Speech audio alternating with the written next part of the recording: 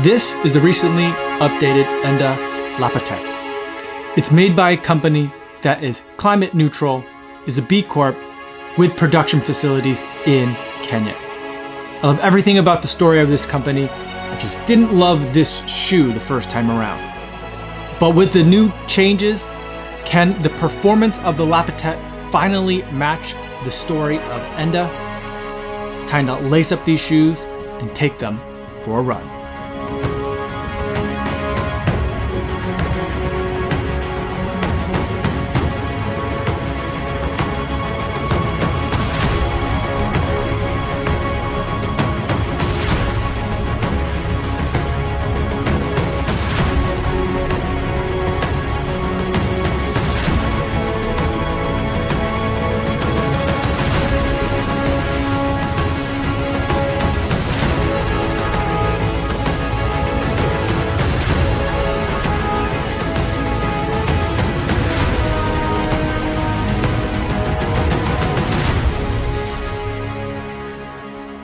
.67 miles, 9 minutes, 7 seconds per mile, 140 beats per minute today, going for a first run in the Enda Lapatet.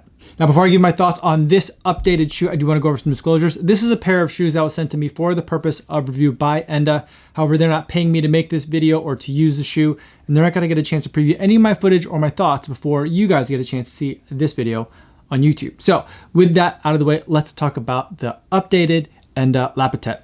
Now, they're not calling this shoe a version 2 or anything like that, and they're still selling the original version for those of you who really love that first version. But they're calling this one the Somali Ostrich. It comes in black. This is the regular black, but there's a double black as well, which I think looks absolutely fantastic. The specs in terms of the midsole haven't changed from the first version. It's a 30 millimeter stack height shoe in the heel with a 6 millimeter drop, giving us 24 millimeters of high rebound EVA in the midsole. The outsole is largely unchanged. It has the same pattern as in the first version with ample rubber coverage, while also maintaining a couple of cutouts for some flexibility, both in the kind of forward direction and in the torsional direction as well.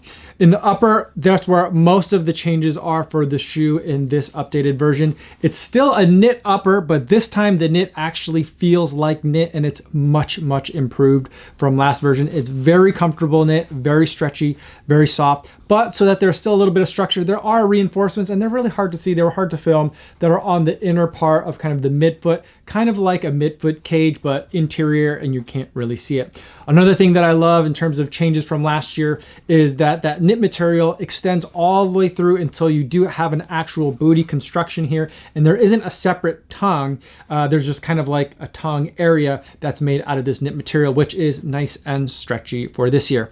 The lacing system has also changed. Last year's lacing system, it got very narrow towards the toes, and it really caused for me a lot of bunching up in the toe box. This year it's a traditional lacing system where the kind of the eyelets are in a parallel configuration.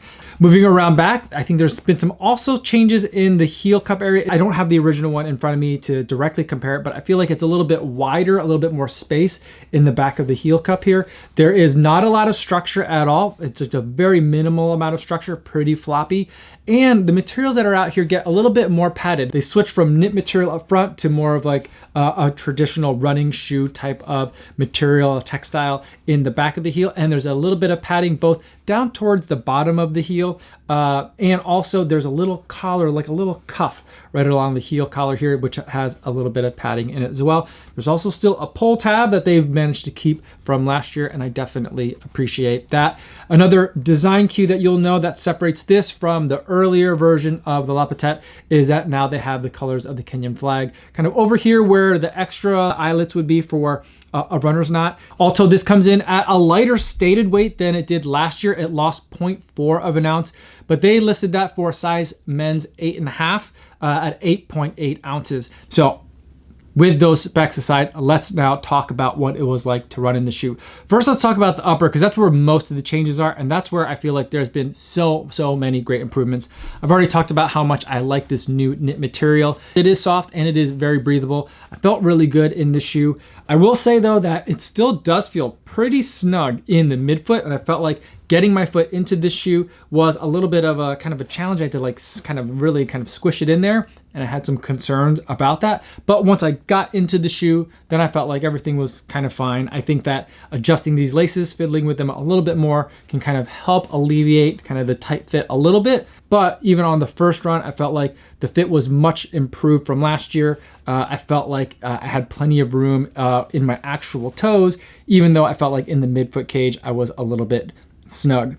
In terms of the changes that were made in the heel, I feel like the changes aren't quite as successful for me, although like I don't love them, but they also like didn't really detract from my enjoyment of the shoe. So it feels a little bit sloppy. It feels a little bit wide in the back of the heel, and just walking around in it, I felt like this heel was a little bit loose.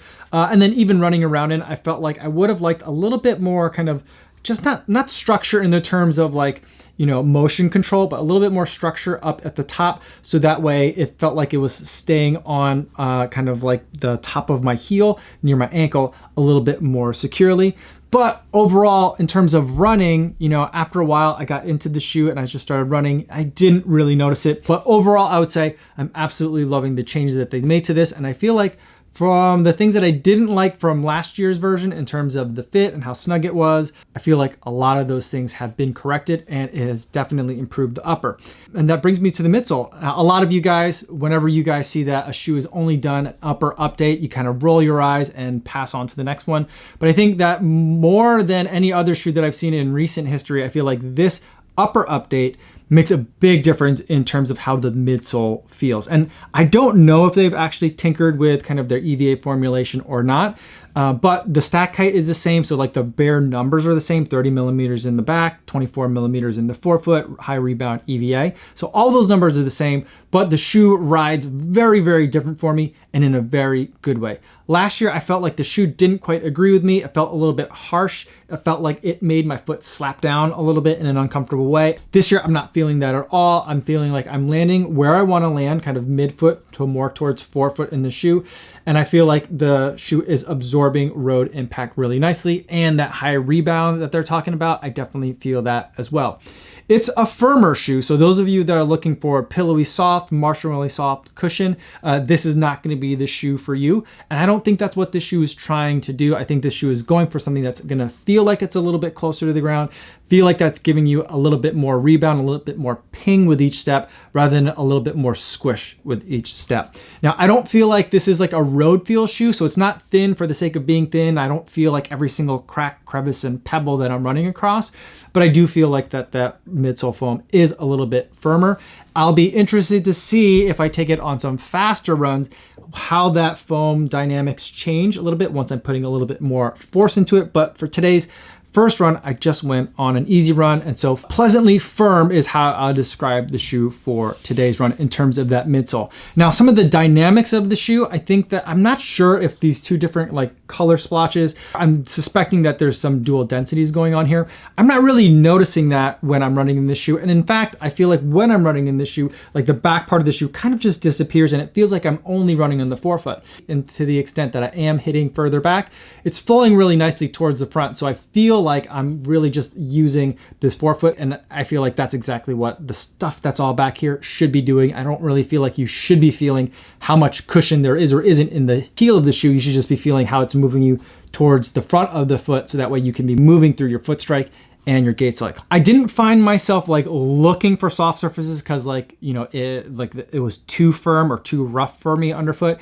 But I do feel like this is the kind of shoe that paired with some softer surfaces, maybe you're running on grass, maybe you're running on crushed limestone trail, or maybe you're running on a dirt road. I feel like that level of a little bit softer than asphalt or concrete is definitely where the shoe of this level of kind of rebound and firmness and density is going to shine. And so that's kind of like, if that's a lot of the running that you're doing, and some of the other super cushion shoes are just too soft for you, I feel like this is something that you definitely want to start paying attention to. Let's talk about the outsole a little bit. I think that the outsole, I think it's largely unchanged from last year. I think it's even got the same little topographical details, or maybe it's a riverbed details in here, which I think are a really nice touch and just look fantastic.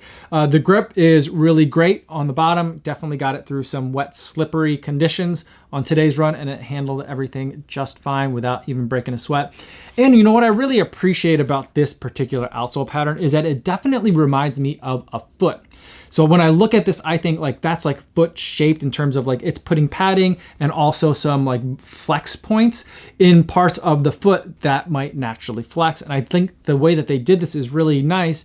And it's not so on the nose like other shoe brands that like might actually put like what looks like a footprint on the bottom of the shoe with the rubber. So I really like the way that they designed this. It feels very kind of like futuristic, athletic, but also like natural at the same time. And even the lugs, I appreciate what they did with the lugs too. They look like the little spearheads, a little bit modified than the main Enda spearhead design, but I do like that they kind of look like little spearheads on the bottom of the shoes as well. So overall, the look of the outsole I think is great, and the performance of it is really great too. I also feel like it's gonna be a pretty durable rubber compound, so it's gonna give you a lot of long miles. So with the upper changes, that has really allowed the shoe to perform in the way that I think that the materials that they've chosen for the midsole can really be at their best. And so I feel like a lot of the things that I didn't like about version 1 have been corrected, and I'm much more excited about this version of the Enda Lapatet.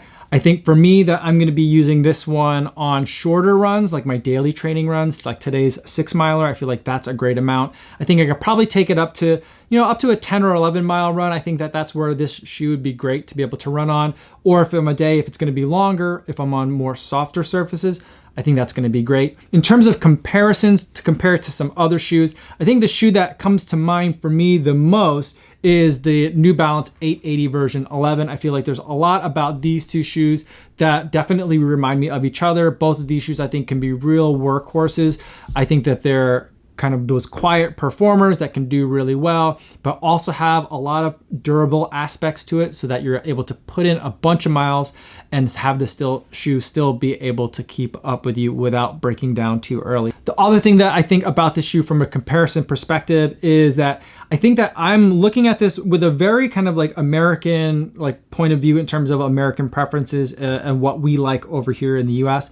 But I think that there are lots of parts of the world where you guys might really appreciate some of the things that I don't love about this shoe from kind of just a preference perspective. So I think that if you've been loving running in like Salomon road shoes, or if you've been loving running in on-road shoes from two brands that I think are great, but tend to be on the firmer side for me, I feel like that's another place where this shoe should definitely come into your consideration, because I think that they're all like, they have a lot of similarities that I'm seeing that are resonating across 3 of those brands in terms of some of the kind of engineering and design aspects that they're going after. So those are my thoughts on the Enda Lapatet, the updated version, the Somali ostrich. Let me know in the comments if you have any questions, or better yet, feel free to stop by the live stream that I do Monday through Friday right here on YouTube. I'd love to interact with you in the chat.